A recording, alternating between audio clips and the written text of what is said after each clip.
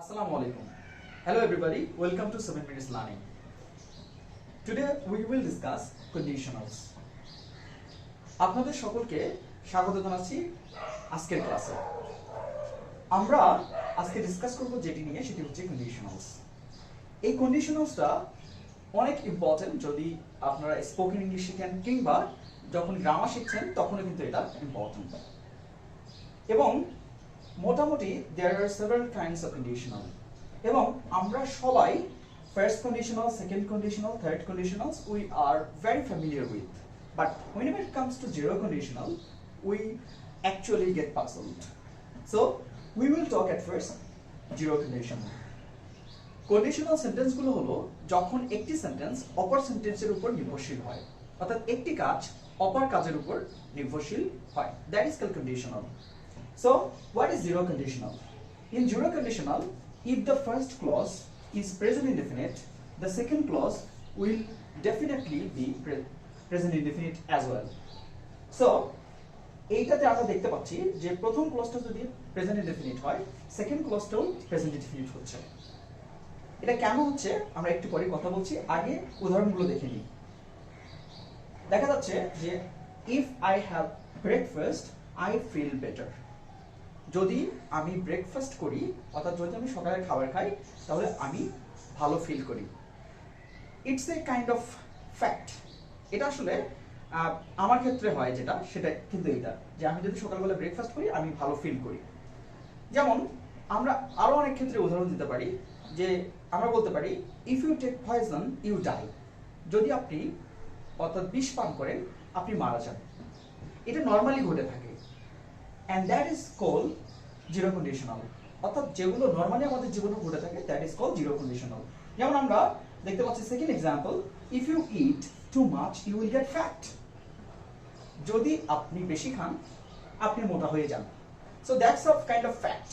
যেমন আমরা অনেক এক্সাম্পল দিতে পারি, যেমন সকালবেলা হলে সূর্য ওঠে। If it is morning the sun rises. তাহলে এরকম করে you can make lots of zero conditionals.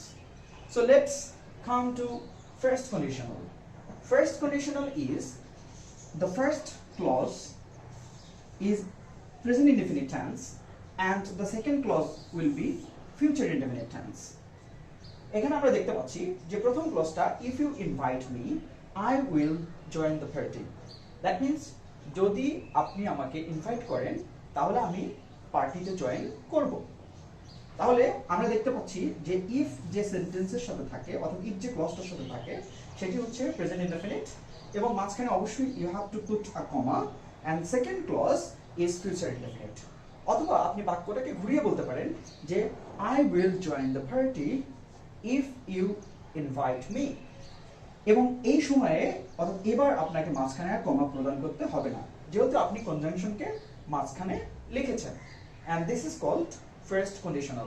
তাহলে আমরা ফার্স্ট কন্ডিশনাল কি শিখলাম যে if এর সাথে যে ক্লজটা থাকবে that will be present indefinite and other clause will be future indefinite. So that is first conditional. Come to the second conditional. What is second conditional?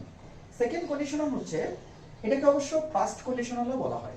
past conditional অর্থাৎ if এর সাথে যে ক্লজটা থাকে সেটি হবে past indefinite tense এবং যেটার সাথে if থাকে না সেটার সাথে যুক্ত হবে হচ্ছে would plus v1 অর্থাৎ ভার্বের বেস ফর্ম। আমরা জানি যে would একটি মডাল অক্সিলারি, আমরা মোটামুটি সবাই জানি যে মডাল অক্সিলারির পরে ভার্বের বেস ফর্ম বসে।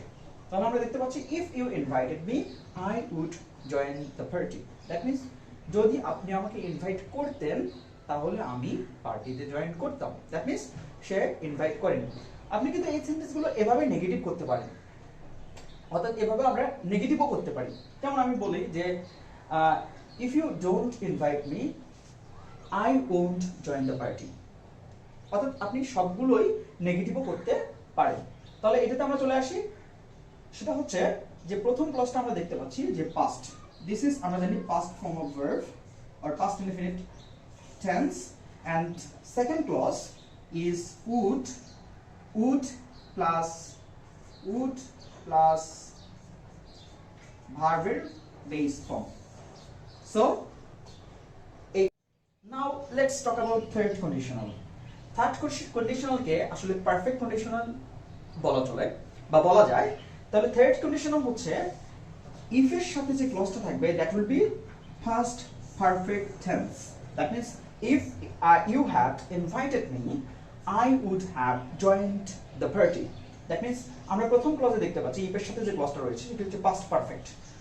If you had invited had হচ্ছে past and this is the perfect, that means PP form, past perfect tense.